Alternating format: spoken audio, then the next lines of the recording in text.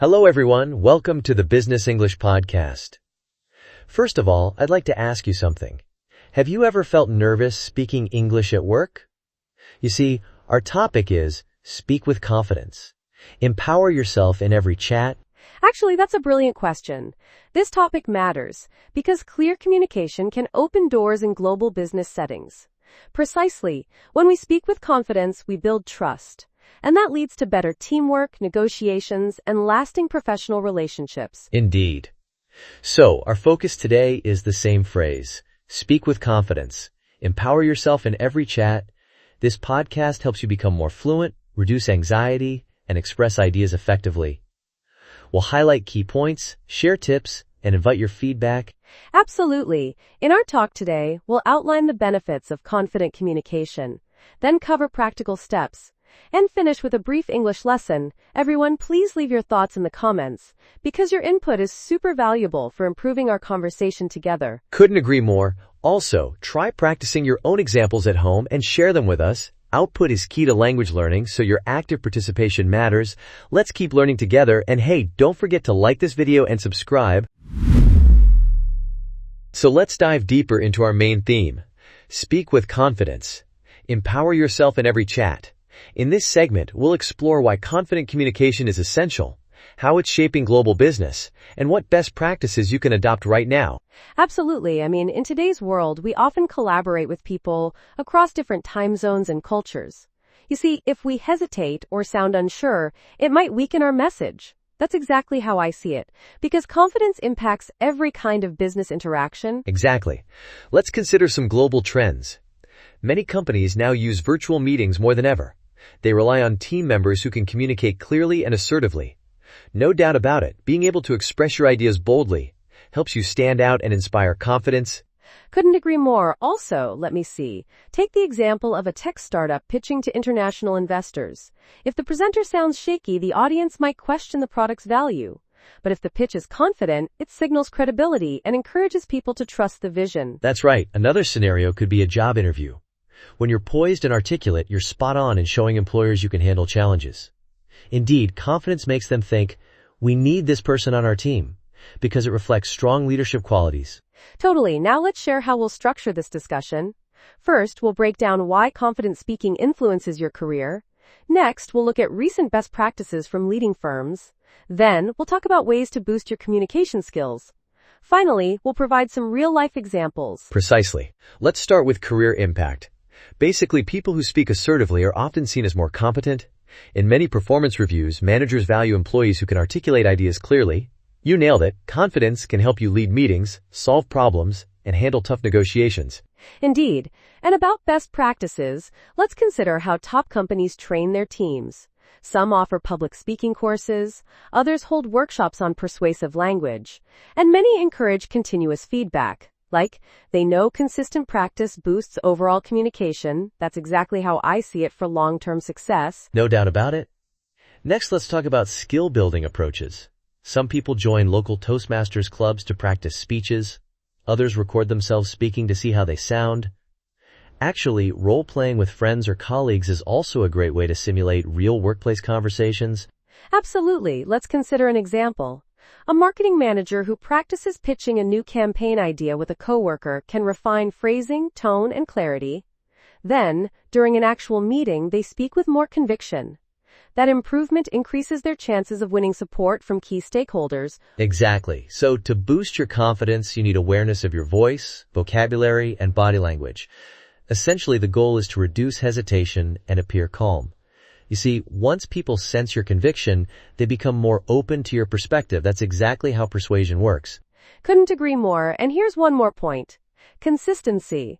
If you practice a confident tone only during big presentations, it may feel forced. But if you try smaller moments like daily chats or quick updates, you build a natural habit that leads to authentic confidence. Indeed. All right, we've covered why this matters, some trending practices, skill-building ideas, and real-life examples.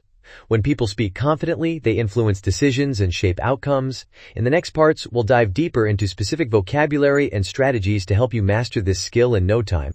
Totally. By the way, keep in mind that consistent learning leads to real progress. So if you follow these insights, you'll notice your skills improving over time. Let's move on and see how we can actually apply these ideas in practice. All right, let's start our English lesson 1. We'll review 5 words and expressions we mentioned earlier. First up is assertively. It means speaking or acting with confidence without being aggressive. For example, she spoke assertively during the meeting, and her ideas gained immediate support. Exactly. Next is poised. We use this to describe someone who stays calm and balanced, especially under pressure. For instance, he remained poised when customers complained, so they respected his professionalism. Basically, it highlights composure and self-control in challenging moments. Indeed. Our third word is articulate. This means expressing your ideas clearly and effectively. For example, they chose her to lead the project because she's articulate and can handle complex topics. You're spot on. Good articulation helps everyone understand your points without confusion. Absolutely. The fourth term is pitch. We often hear it in business to mean a short, persuasive presentation, like she delivered her pitch to investors in just 5 minutes. A pitch usually aims to convince someone to approve or invest in your idea. That's right. Finally, we have hesitate. It refers to pausing or holding back because you're unsure or nervous. For example, he didn't hesitate to share his thoughts, so the meeting moved forward quickly. If you hesitate too much, your listener might doubt your conviction. Couldn't agree more. So these 5 expressions, assertively, poised, articulate, pitch, and hesitate, can really boost your business English. Try using them in sentences. For instance, practice saying, I will speak assertively in the next meeting, or I plan to pitch my idea without hesitation. It helps build confidence. Exactly. Vocabulary is one piece, but applying it in real scenarios matters too.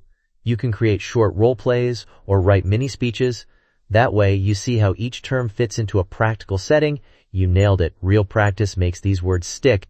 Absolutely. And you don't need fancy materials. Just practice with a friend or speak into your phone to record yourself. Then review your performance and look for places to use these words. Little by little, you'll grow more fluent and confident in actual business situations. Precisely.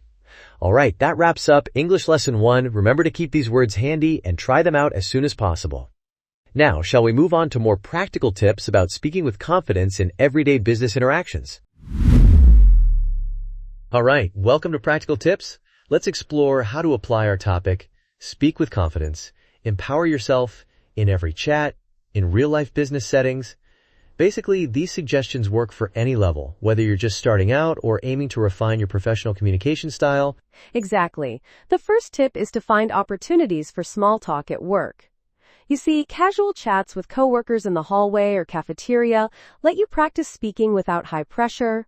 Over time, you'll sound more natural and gain confidence in more formal situations, like presentations. Absolutely. Second, record yourself regularly. Many smartphones have simple voice or video recording apps. Whenever you're preparing for a meeting, just record a quick test run. Then listen back. It might feel awkward, but it reveals areas where you can improve pronunciation or clarity. Precisely. A third tip is to focus on body language. People notice eye contact, posture, and facial expressions. Like, if you stand tall and keep a relaxed face, you project confidence.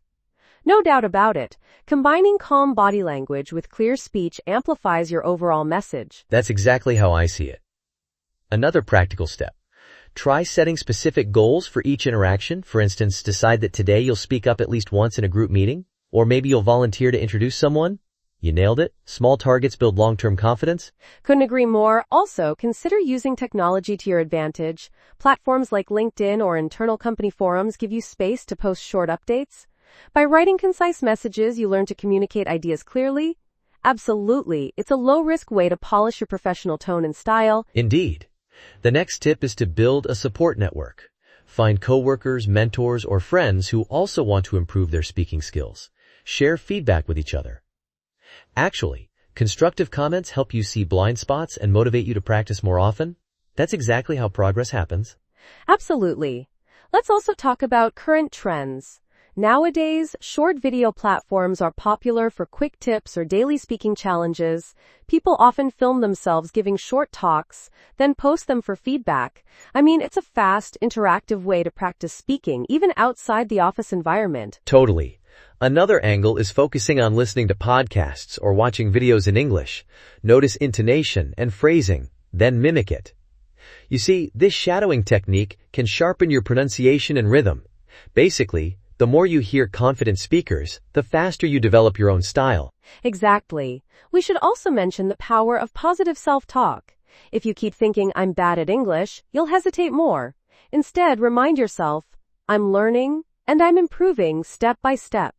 That mindset shift totally helps you speak up without feeling overly critical of yourself. Couldn't agree more. Now, another practical tip. Keep a vocabulary or phrase journal. Whenever you learn a new expression or hear a useful phrase in a meeting, jot it down. Then try using it in your next conversation.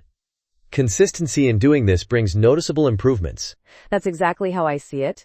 And finally, give yourself time. Confidence doesn't blossom overnight. Actually, it's built through repeated practice and small victories. If you're persistent, you'll soon see major changes. Indeed, progress might feel slow at first, but keep going and celebrate each milestone. Precisely. All right, that's a wrap for our practical tips. We hope these ideas will guide you towards stronger communication in your daily work. Next up, we'll have another English lesson to look at some phrases we used just now, so stay tuned.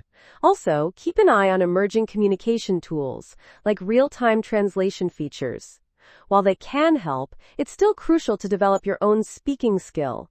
After all, genuine human interaction often hinges on how confidently and authentically you can share your thoughts in any language. Exactly.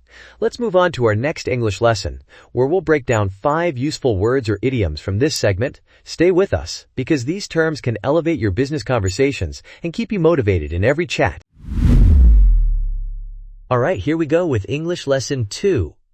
We'll focus on 5 expressions from our practical tips. Small talk, shadowing, positive self-talk, blind spots, and polish your style. Each phrase can help you communicate more effectively in everyday business situations. Exactly. First, small talk means casual conversation about everyday topics like weather, weekend plans, or general interests. It breaks the ice before serious discussions. For instance, we engaged in small talk about the latest movie before diving into contract details. It sets a friendly, comfortable tone. Absolutely. Next is shadowing. This refers to listening to a native speaker and repeating what they say right after, matching pronunciation and intonation. For example, I use shadowing exercises with podcasts to improve my accent. Basically, it's like echo practice for better fluency. Indeed, the third concept, positive self-talk, is speaking encouraging words to yourself, like, I can learn this, or I'm making progress. You see, it reduces anxiety and helps you stay motivated. If you believe you can succeed, you're more likely to speak confidently in meetings. Exactly. Fourth, we have blind spots.